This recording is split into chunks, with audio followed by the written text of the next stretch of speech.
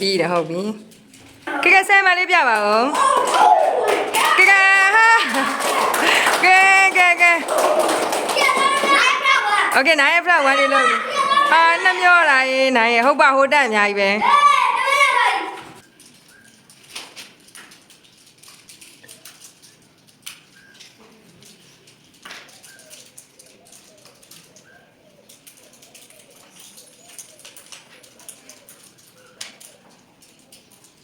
ကဲဆဲမလေးပြပါဦးကဲ3ယောက်ထဲပါ3ယောက်ထဲပါကဲဟိုဘက်ကိုကြွရမယ်ဟိုဘက်လေးကိုကြွပါမယ်အမတ်လေးတွေအော်ဘယ်နှမတ်တွေတော့ဟာ9နေကွာတမတ်လေးတွေကွာနှမျောစရာโอเคတော့စမယ်တစ်ချက်ရေးပေးမယ်နော်1ဆိုတာနဲ့ထိုင်ကြပါနော်ကဲလို့1 2 3 4 ကဲလို့4 5 6 7 8 okay 8